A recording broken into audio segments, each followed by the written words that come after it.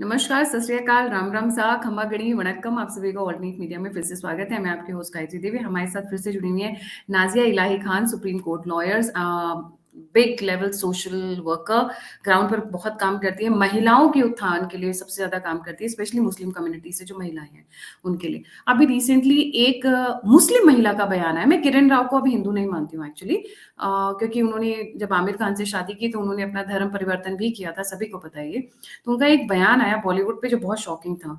So Nazia, over to you. ये अचानक से किरण राव को क्या हो गया जो इन्होंने मतलब ऐसे ऐसे बयान देने शुरू कर दिए? जी, ओवर टू यू। देखिए, गायत्री जी, पहले तो मैं ये तमाम लोगों को बताना चाहूँगी कि कभी भी कोई भी मुसलमान लड़का जब हिंदू लड़की को फँसा करके उनसे शादी करता है, तो सूरह अल-बकरा के हिसाब से कुरान के सूरह अल-बकरा के हिसाब से निकाह सिर्फ़ और सिर्फ़ या शादी जो है वो सिर्फ़ और सिर्फ़ हम कलमा में ही हो सकती है, किसी दूसरे अदर रिलिजन और कास्ट में हो ही नहीं सकती है। दूसरी दूसरी एक लालच की चीज़ ये है कि अगर किसी काफ़िर को इस्लाम में परिवर्तन किया जाता है, तलवार दिखा कर के सलवार पहनाया जाता है, तो हमारे मुसलमान पुरुषों को जन्नत में 72 वर्जिन हूरें मिलती हैं और उन हूरों से वो सेक्सुअल मज़ा जो है, जो धरती पर ले रहे हैं, उससे कहीं ज़्यादा वो आसमान पर भी ले सकते हैं। तो आमिर खान ने भी ये ज़रूर किया है। अपने जन्नत में 72 वर्जिन हूरों को उन्होंने फिक्स किया है।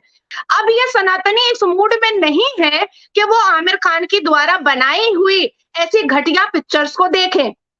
लास्ट ईयर 2022 में मैंने लाल सिंह चड्ढा पर भी केस किया था, जो बहुत धूम मचाया था कि भाई मुझे ये केस नहीं करना चाहिए, इतनी अच्छी मूवी पर मैंने केस क्यों किया? अब मैं जानना चाहती हूँ कि क्या हमारे आर्मी ऑफिसर जो सेना पर अपनी जान की बाजी लगा देते हैं और अभी 3 दिन पहले हमने कुछ दिन पहले अभी देखा कि हमारे 3 वीरों को वीरगति प्राप्त हुई, तो क्या मेंटल चैलेंज इंसान आर्मी ऑफिसर बन सकता है? तो लाल सिंह चड्ढा में ये दिखाया गया है।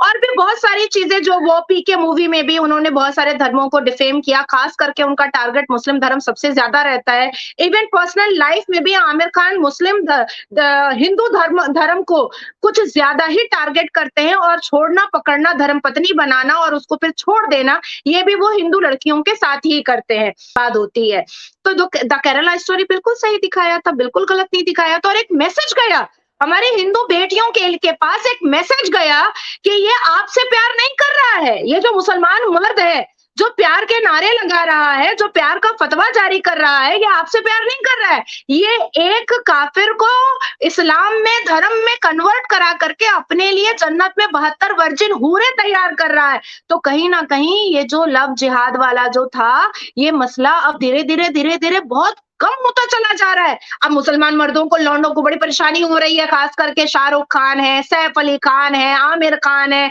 जिन्होंने अपने पिक्चर के द्वारा कई बरसों से बताया है कि मुसलमान ही टेररिस्ट होता है। आप फना मूवी ले लीजिए, आप कुर्बान मूवी ले लीजिए, आप my name is Khan, I am not terrorist, आप शाहरुख खान ले लीजिए, इन्होंने अपने पिक्चर के द्वारा बताया है कि भाई टेररिस्ट तो मुसलमान ही होता है और कोई नहीं होता है।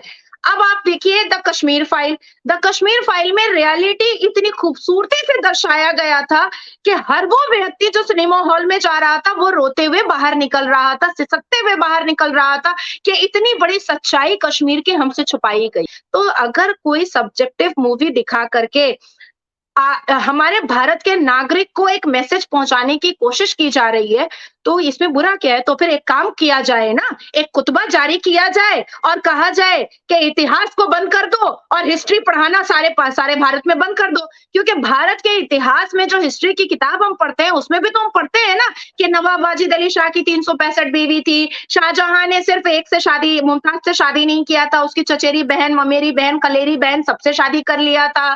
तो ये सारी चीजें हम कैसे, अनारकली और अकबर बादशाह हम कैसे भूल जाए? तो ये तो हमने इतिहास में पढ़ा। तो अब आप उसको छुपाने की कोशिश क्यों कर रहे हैं? अब द कन्वर्शन आया था, तो द कन्वर्शन मूवी आई थी जिसमें साफ तरीके से सब्जेक्ट बताया गया कि किस तरह से मुसलमान लड़का झूठ बोल करके, फरेब कर करके अपने अपने शैतानी दिमाग को इस्तेमाल करके हिंदू बेटियों को फंसा करके लव जिहाद कराता है और उसकी जिंदगी बर्बाद करता है। उसके बाद 72 हूर आई, तो भाई 72 हूर तो हर रोज हमारे मौलवी मुल्ला लालच में लार टपकाते रहते हैं मुंह से कि हमको 72 वर्जिन हूरें मिलेंगी, हमको 72 वर्जिन हूरें मिलेंगी, हम तो ऊपर सेक्स करेंगे, हम तो जन्नत में जाकर के बच्चे पैदा करेंगे। और ऐसा नहीं है कि हम सिर्फ उससे आराम लेंगे, हम तो उससे सेक्स का मजा लेंगे। तो सच बात बताई गई है। उसके बाद द अजमेर 1992 मूवी आई। तो भाई ये तो पूरा का पूरा प्रमाण है, मेरे पास प्रूफ है कि भाई हाई कोर्ट से लेकर के सुप्रीम कोर्ट तक अजमेर शरीफ में जो चरित्रहीन हरकतें हुई थी, जो अश्लीलता के बैरिकेड को तोड़ा था चिश्तिया फैमिली ने, वो तो बिल्कुल फैक्ट है, इसके तो केसेस है। ये तो सुप्रीम कोर्ट से कोई भी जाकर के निकाल सकता है कि ना जाने कितनी बच्चियों का के साथ बलात्कार हुआ, उनके न्यूड पिक्चर्स बनाए गए, उनको उनको उनके साथ अश्लीलता की गई है, उनका न्यूड फोटोग्राफी किया गया है। तो आज ये सच्चाई बताने में और दिखाने में और दर्शाने में क्या दिक्कत हो रही है आमिर खान को और उसकी छोड़ी हुई बीवी को? क्या प्रॉब्लम हो रहा है? अरे भैया, आमिर खान और उसकी बीवी ने तो बैठकर कहा था ना कि हमें भारत में डर लगता है, तो निकल जाओ कहीं और जाकर के रहो ना।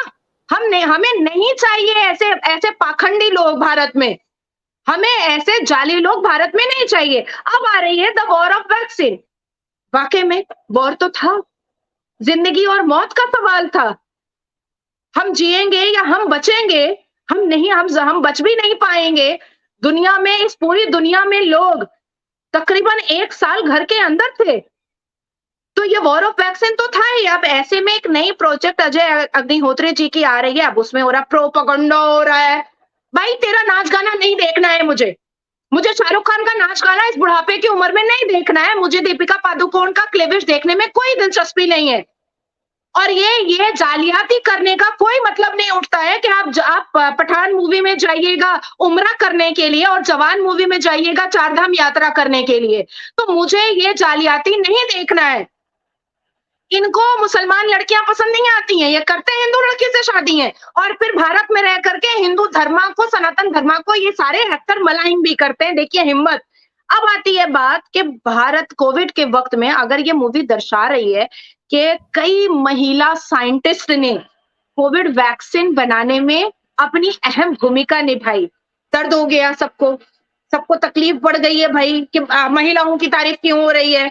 भारत कोविड को लेकर के सबसे अहम भूमिका निभाया है और पता नहीं है 100 से ऊपर देशों को भारत ने वैक्सीन भेजा और भारत सबसे सेफेस्ट कंट्री माना गया कोविड के समय में और सबसे ज्यादा इंप्रूव भी किया सबसे जल्द में ये भारत ही था मोदी जी के नेतृत्व में।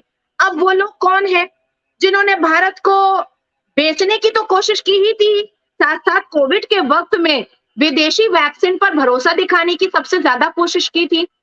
अब जो कॉन्स्टिट्यूशनल लोग हैं, जो कॉन्स्टिट्यूशन बॉडी पर बैठे हुए हैं, जैसे अरविंद केजरीवाल हैं, शशि थरूर हैं, चिदम्बरम हैं, इनको विदेशी वैक्सीनेशन पर इतनी ज्यादा इनको भरोसा क्यों था? और सिर्फ ये बता नहीं रहे थे, ये अपने कटाक्ष से, अपनी नेगेटिव थॉट से, अपने स्टेटमेंट से लोगों को बहका रहे थे, भारत के नागरिक को बहका रहे थे कि हमारी साइंटिस्ट और हमारे डॉक्टर जो परिश्रम कर रहे हैं, जो वैक्सीन बना रहे हैं, वो ठीक नहीं होगा, वो बिल्कुल ठीक नहीं होगा, विदेश से मंगाओ। तो भाई किरण राव या दीपिका पादुकोण या सैफ अली या शाहरुख खान अगर वेस्टर्न कल्चर को एक्सेप्ट करके आगे बढ़ना चाहते हैं तो वो बढ़ सकते हैं, लेकिन भारत के 82% सनातनी लोग और साथ साथ नाजिया इलाही खान और गायत्री जी वेस्टर्न कल्चर में आगे नहीं बढ़ना चाहती है। हम लोग भारत की संस्कृति को लेकर के चलना चाहते हैं और भारत के संस्कार से लेकर के, भारत के डॉक्टर से लेकर के, भारत के विज्ञान से लेकर के, भारत के वैज्ञानिकों तक हमें सिर्फ इन पर भरोसा है। और ये चीज भारत के प्रधानमंत्री जी ने पिछले 9 साल में कई बार साबित किया है कि भारत किसी चीज में, किसी भी एंगल से, किसी भी तरीके से कम नहीं है, बल्कि यही भारत का कोविड का वैक्सीन विदेशों में गया। देखिए गायत्री जी, बहुत कड़वी है बात लेकिन सच है। एक वक्त था कि जब चार्टर्ड प्लेन पर बर्थडे मनाया जाता था राहुल बाबा का, और एक वक्त आया कि उसी चार्टर्ड प्लेन पर इमरजेंसी में वैक्सीनेशन और मेडिसिन भेजा गया। तो ये है मोदी जी का दौर कि किस चार्टर प्लेन को किस तरह से इस्तेमाल करना है। आज छाती पीटने का जो दौर मचा है इन लोगों का, क्योंकि इनकी वल्गैरिटी अब चल नहीं पा रही है। भारत के नागरिक हर वो चीज़ पर भरोसा करना चाह रहे हैं, जो वाक़ई में भरोसे के काबिल है। बिल्कुल ब्लैक को ब्लैक कह रहे हैं, व्हाइट को व्हाइट कह रहे हैं कि हमको नाच-गाना नहीं देखना है। कह रहे हैं कि हमको पेड़ के आगे पीछे नाचना नहीं देखना है। कह रहे हैं कि शाहरुख खान जैसे बुड्ढे आदमी का नाज़रीन, प्यार-मोहब्बत हम स्क्रीन पर नहीं देखना चाहते हैं। मुझे ऐसा क्यों लगता है कि ये नाच गाने का थोड़ा कम है।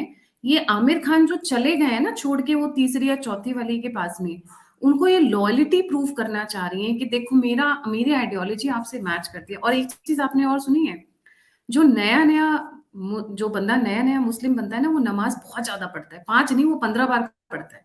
कुछ ऐसी सी कहानी नहीं लग रही है यहाँ पर जी। देखिए गायत्री जी, आमिर खान एक ऐसा व्यक्ति है जो अपनी ठरकबाजी को पूरा करने के लिए किसी को भी धोखा दे सकता है। और आज जिस मुसलमान लड़की एक्टर के लिए वो पागल होकर के बैठा हुआ है, मुझे नहीं पता कि कितनी सच्चाई है इसमें, लेकिन हो भी सकता है क्योंकि उसका पिछला इतिहास यही बताता है कि वो किसी भी औरत के साथ 8 साल, 9 साल, 5 साल से ज़्यादा वो रह नहीं पाता है, वो बोर हो जाता है। और ये मुस्लिम मर्दों का ये नेचर और कैरेक्टर होता भी है, जो आमिर खान के अंदर है। अब आ रही है बात कि किरण राव बूढ़ी हो चुकी हैं, कोई नाम तो है नहीं, कोई मर्तबा है नहीं, कोई वैल्यू है नहीं, कोई कोई पहचानने वाला है नहीं, कोई सेल्फ आइडेंटिफिकेशन है नहीं। जब तक एक दुम बन करके आमिर खान के पीछे-पीछे घूम रही थी, तो लोग उसको थोड़ी बहुत इज़्ज़त भी दे रहे थे, थोड़ा बहुत कैमरा में भी आ रही थी। तो अब सोच रही है कि हम थोड़ी-सी आइडियोलॉजी दिखाएँ कि आमिर खान जी देखो हम भी आपकी विचारधारा रख रहे हैं, तो फिर से हमको बुला लेगा। तो भाई वो मुसलमान मर्द है। मुसलमान मर्द औरत के मुँह पर इतनी आसानी से थूकता है, जिसका अंदाज़ा जो है ना इस विश्व में कोई भी नहीं लगा सकता है, कोई भी नहीं लगा सकता है। और ख़ास करके सनातन धर्म में जिस तरह से देवियों को जिस तरह से इज़्ज़त और मान-मर्यादा दी जाती है, अगर ये जानना है, तो ये जानिए आप माधवन से। ये जानना है फ़िल्म इंडस्ट्री में भी कुछ ऐसे एक्टर और एक्ट्रेस हैं, जिन्होंने एक एक अपना मुकाम बनाया है कि परिवार में कितने ज़्यादा वो इन्वॉल्व रहते हैं। तो माधवन एक बहुत बड़ी मिसाल है कि भाई वो पक्का सनातनी है और अपने बच्चे से लेकर के, अपनी बीवी से लेकर के, अपने परिवार से लेकर के, अपने स्टेटमेंट से लेकर के, वो हमेशा अपने अपने आप में दिखाता है कि वो भारत से बेइंतहा मोहब्बत करता है।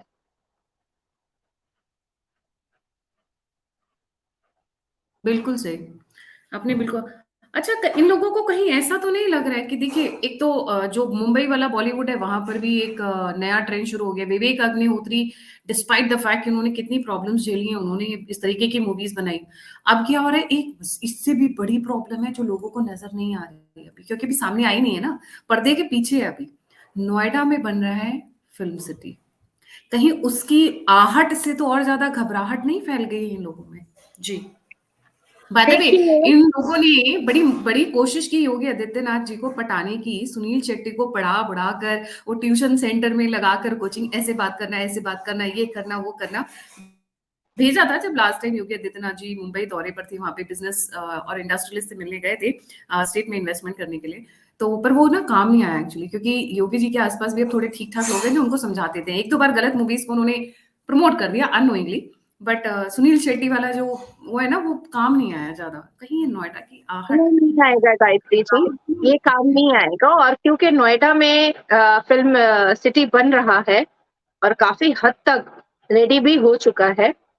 और जिस तरह से योगी आदित्यनाथ जी अपने अपने सनातन धर्म को लेकर के स्ट्रिक्ट है और जिस तरह से वो संविधान को लेकर के स्ट्रिक्ट है, जिस तरह से उन्होंने जितने भी लफंदरबाज, बंदर छाप जितने भी रोमियो घूमते थे, लैला मजनू का जोड़ी घूमता था, उन्होंने जो ठिकाने लगाने का पूरा बीड़ा उठाया है, जितने भी अवैध निर्माणों पर उनका जो एक स्ट्रिक्ट एक्शन आया है, जितने भी घूसखोरी पर उनका स्ट्रिक्ट एक्शन आया है, जितने भी शोभा यात्रा वगैरह पर जितना मुसलमान आतंक मचाया करते थे, उस पर जो उनका स्ट्रिक्ट एक्शन आया है, उसके बाद ये खानों को, बॉलीवुड के खानों को और ये जाली जो अपने आप को हिंदू बोलते हैं पर अंदर से तलवा चाटते हैं मुगलों का, इनके भी पेट में दर्द स्टार्ट हो चुका है।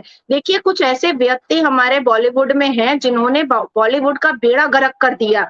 कुछ ऐसे व्यक्ति हमारे बॉलीवुड में हैं जिसको मुसलमानों ने जानबूझ करके उठाया और उसको उठा करके अपनी ठड़कबाजियां पूरी की हैं।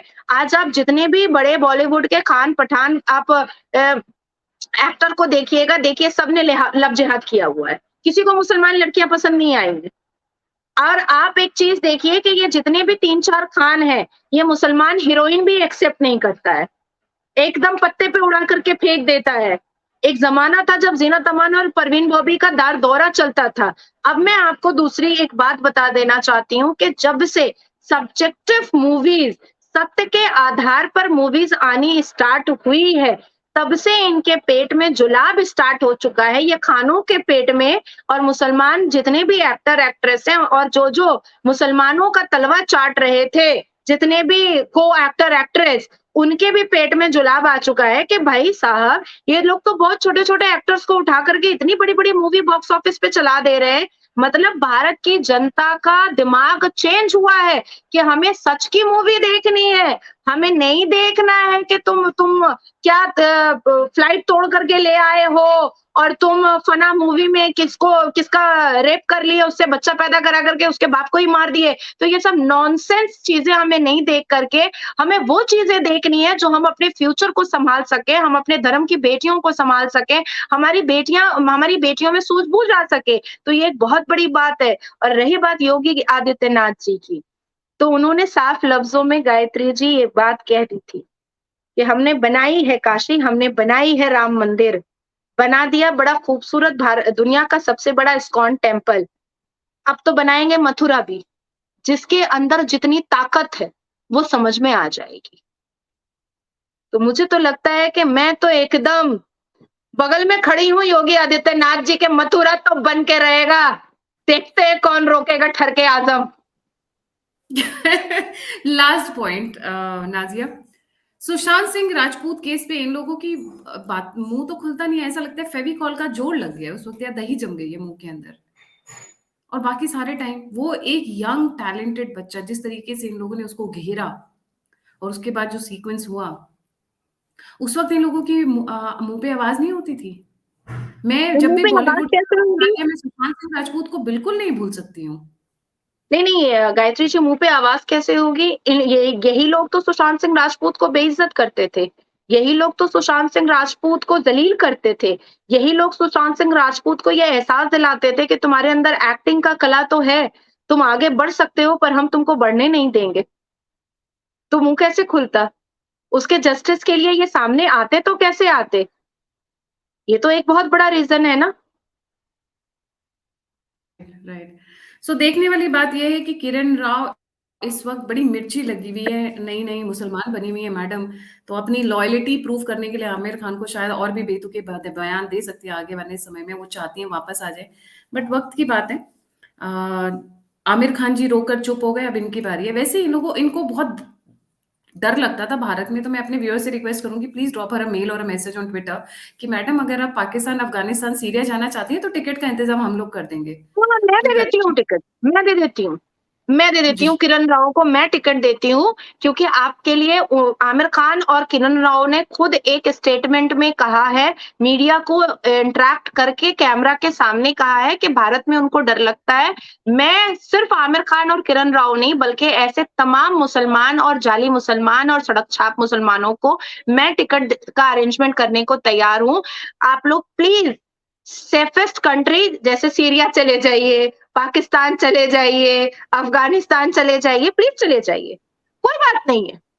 बल्कि हम लोग खुश हो बांग्लादेश जाएंगे भेज अगर आप देती चले हूँ, जाइए। थोड़ा खर्चा भी नहीं आएगा, बगल में ही है बांग्लादेश। बांग्लादेश चले जाइए, हाँ बगल में है, वैसे ज्यादा खर्चा नहीं आएगा। ट्रांसपोर्ट कराएंगे, इधर से उधर फेंकेंगे, वैसे भी वो गाड़ियों के इधर से उधर ही तो फेंकना होता है। जी। एकदम एकदम आराम से चलिए, कोई दिक्कत नहीं है, बल्कि अच्छा है।